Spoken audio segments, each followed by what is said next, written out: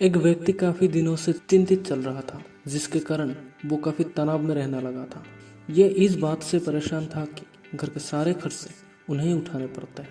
पूरे परिवार की जिम्मेदारी उसी के ऊपर है। किसी न किसी रिश्तेदार का उसके यहाँ आना जाना लगा ही रहता था। इन्हीं बातों को सोच सोच कर वो काफी परेशान रहता था तथा बच्चों को भी अक्सर डांट देता था तथा अपनी पत्नी से भी ज्यादातर उसका किसी न किसी बात पर झगड़ा चलता रहता था।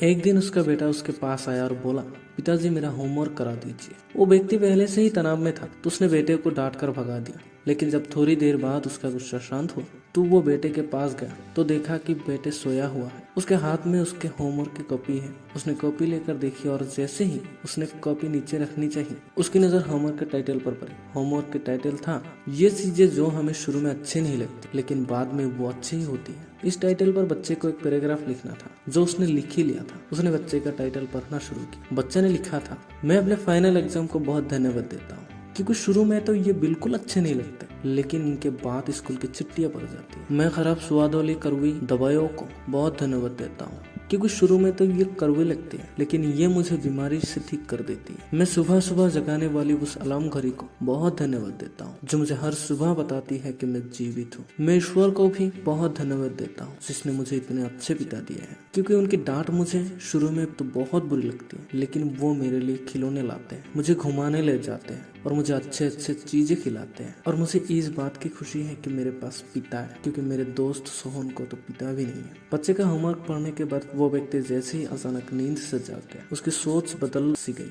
बच्चे की लिखी बातें उसके दिमाग में बार बार घूम रही थी, खासकर वो लास्ट वाली। उसकी नींद उड़ गई। फिर वो व्यक्ति थोड़ा शांत होकर बैठा और उसने अपनी परेशानियों के बारे में सोचना शुरू किया।